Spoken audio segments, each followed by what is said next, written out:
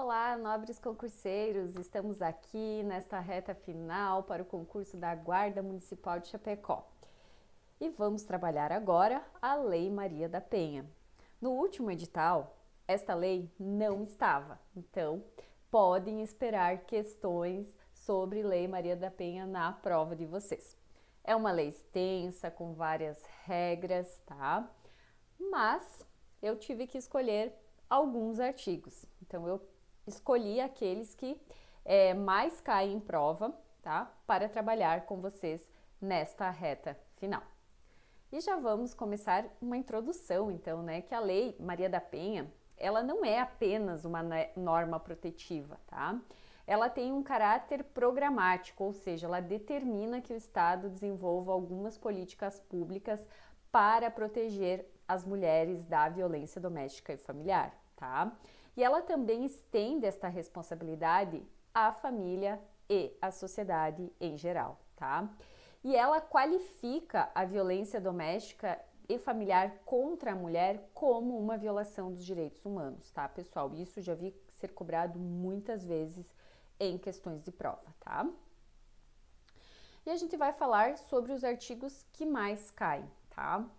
Então, o artigo 5º, ele tem uma incidência altíssima em provas, porque ele descreve o que seria considerado, então, violência doméstica e familiar. Então, para os efeitos desta lei, configura violência doméstica e familiar contra a mulher qualquer ação ou omissão baseada no gênero. Vejam, é qualquer ação ou omissão, tá? Que lhe cause morte, lesão, sofrimento físico, sexual, psicológico, dano moral ou patrimonial.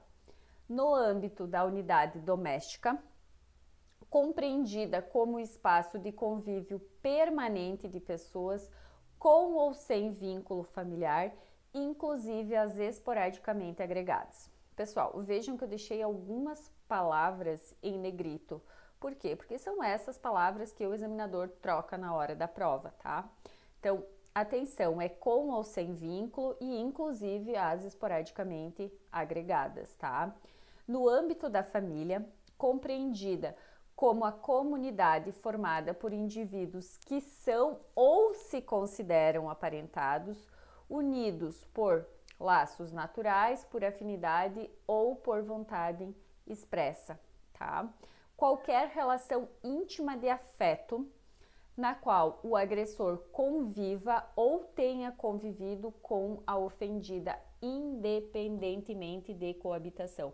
Pessoal, aqui são muitas questões que eles falam a obrigatoriedade da coabitação, mas não, é independente deles morarem juntos, tá? Então, é qualquer relação íntima de afeto, tá? Também o artigo 7º, onde ele descreve as formas de violência doméstica e familiar contra a mulher. Pessoal, aqui nós temos 5 classificações, que é a violência física, a psicológica, a sexual, a patrimonial e a moral. O que o examinador faz? Ele pega as características de uma e fala que violência física por exemplo, é entendida como qualquer conduta que cause dano emocional. Tipo, ele vai trocar, o nome com o conceito. Então, por isso que é importante a gente revisar, tá? Então, violência física é o quê? Entendida como qualquer conduta que ofenda a sua integridade ou saúde corporal. Essa tá fácil. Físico, integridade, né? Corpo, tá? Violência psicológica, entendida como qualquer conduta que lhe cause dano emocional ou diminuição da sua autoestima, tá? Aqui tem várias possibilidades para o examinador cobrar, tá? Porque o que também pode ser considerado violência psicológica, ou que lhe prejudique e perturbe o pleno desenvolvimento, ou que se vise a degradar ou controlar suas ações, comportamentos, crenças, decisões, mediante ameaça, constrangimento, humilhação, manipulação, isolamento, vigilância constante, perseguição contumaz, insulto, chantagem, violação de sua intimidade, ridicularização, exploração e limitação do direito de ir e vir ou qualquer outro meio que lhe cause prejuízo à saúde psicológica e à autodeterminação, tá? Então, a violência psicológica é bastante cobrada, tá? Ou às vezes ele vai descrever no enunciado, tipo, uma conduta e vai pedir esse conceito se refere a. Daí ele vai colocar lá as possibilidades: física, psicológica, moral, patrimonial, enfim, sexual. E aí você vai ter que marcar, tá? Por isso que é importante memorizar, tá? Violência sexual, entendida como qualquer conduta que a constranja a presenciar, a manter ou a participar de relação sexual não desejada, mediante intimidação, ameaça, coação, uso da força, que a induza a comercializar ou a utilizar de qualquer modo a sua sexualidade, que a impeça de usar qualquer método contraceptivo ou que force ao matrimônio, à gravidez, ao aborto ou à prostituição mediante coação, chantagem, suborno, manipulação, ou que limite ou anule o exercício de seus direitos sexuais e reprodutivos. Vejam, tem a ver com a sexualidade, tá?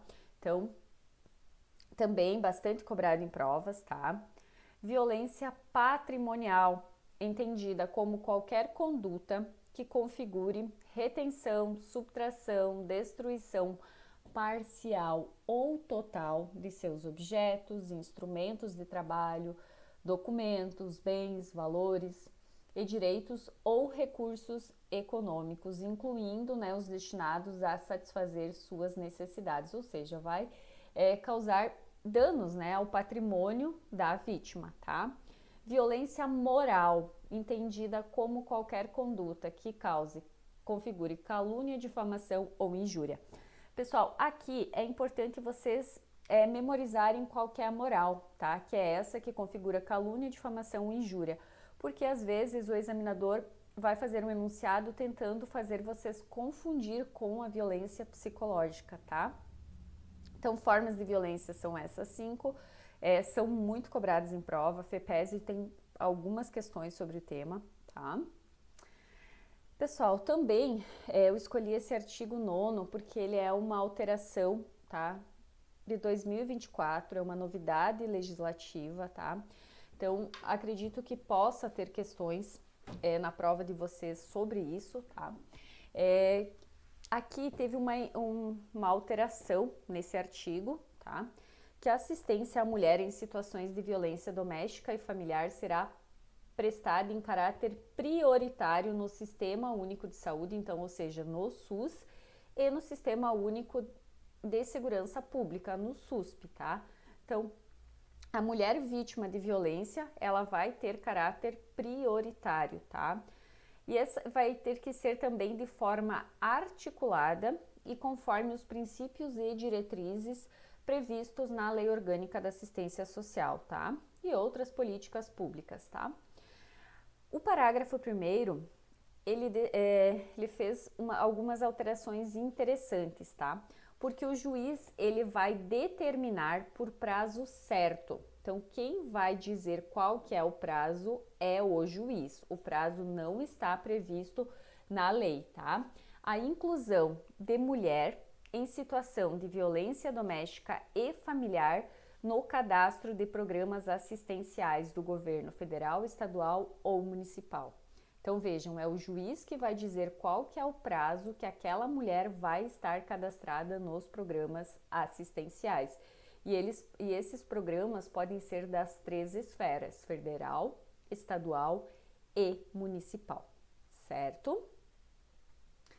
Pessoal, então assim, anteriormente a essa alteração de 2024, não havia menção ao atendimento prioritário. Por isso que eu quis trazer essa alteração, porque se o examinador cobrar, vocês vão saber que esse atendimento no SUS e no SUSP, ele é prioritário. Essa outra alteração de deixar a cargo do juiz, do magistrado, determinar essa inclusão, também é novidade, tá? Então, essas 2 alterações do artigo 9º podem ser cobradas em prova. Eu também trouxe esse artigo 12C, tá? Porque ele também é uma novidade legislativa, não tão novidade legislativa, mas esse artigo eu já trabalhei ele com vocês durante o inquérito policial, tá? Nas aulas presenciais, tá? Também na online, né? Onde que ele traz algo totalmente novo, tá? Porque verificada a existência de risco atual ou iminente, pessoal, é atual ou iminente, a vida ou a integridade física ou psicológica, vejam que não é só físico, pode ser psicológico também, da mulher em situação de violência doméstica e familiar ou de seus dependentes, vejam, inclui os dependentes, o agressor será imediatamente afastado do lar, domicílio ou local de convivência com o ofendido. Primeiro, pela autoridade judicial, é quem tem, né, a atribuição. Pelo delegado de polícia, quando o município não for sede de comarca.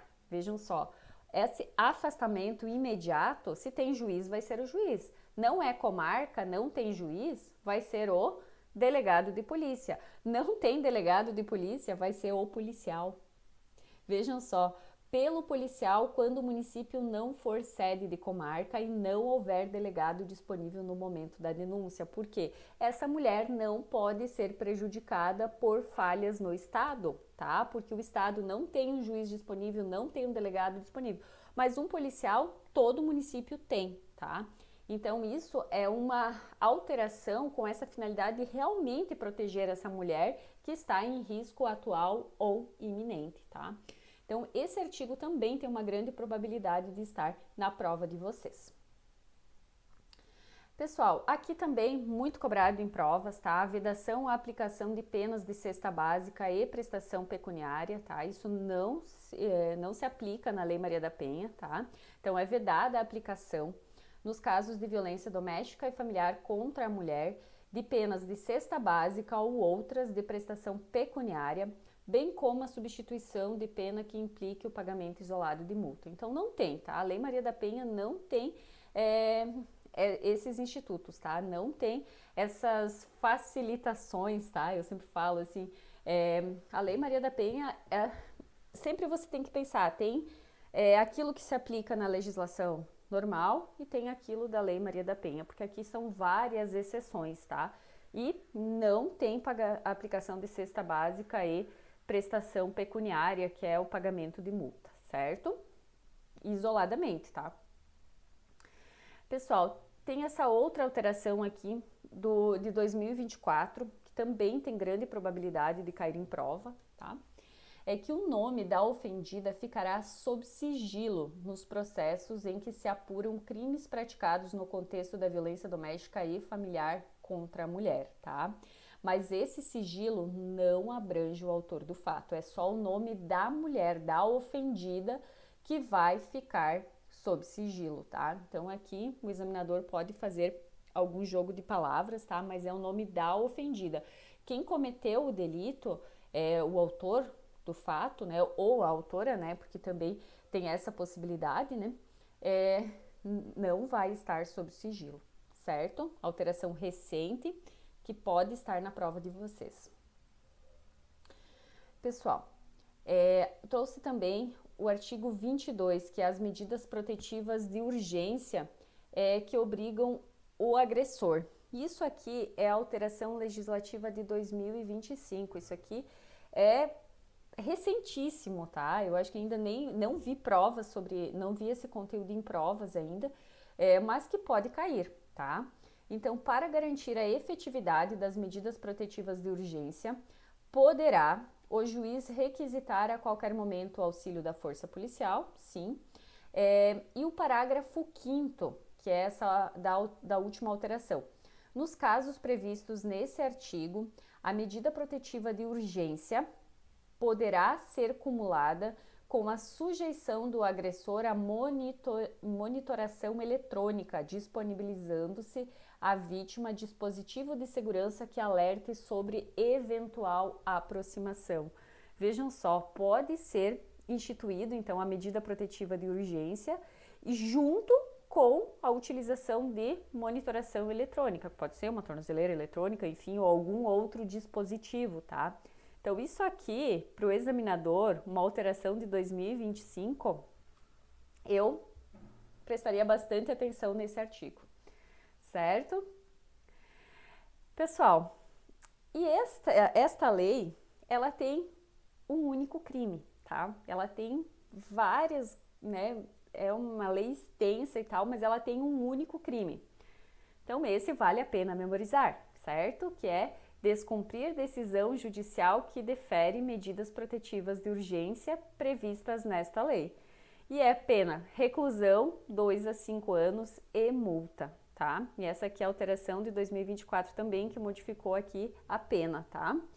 E a configuração do crime independe da competência civil ou criminal do juiz que deferiu as medidas, então não interessa qual que é a competência, o juiz ele vai deferir para proteger a mulher, tá? Na hipótese de prisão em flagrante, apenas a autoridade judicial poderá conceder fiança, pessoal, aqui ó, isso é muito importante, tá? Que é só o juiz que pode conceder a fiança, tá? E o disposto nesse artigo não exclui a aplicação de outras sanções cabíveis. Pessoal, atenção nesse aqui. A banca FEPESE adora cobrar penas, tá? Então, essa lei tem um único crime, vale a pena memorizar, esses itens que eu falei para vocês nessa revisão de reta final, tá? Pessoal, vou terminando a aula por aqui. Eu desejo boa prova, eu sei que vocês estudaram, eu sei que vocês fizeram muitas questões, eu sei que vocês estão aqui, ó, faltando poucas horas para a prova, revisando, mas eu tenho certeza que vocês vão conseguir, tá? Bons estudos e boa prova!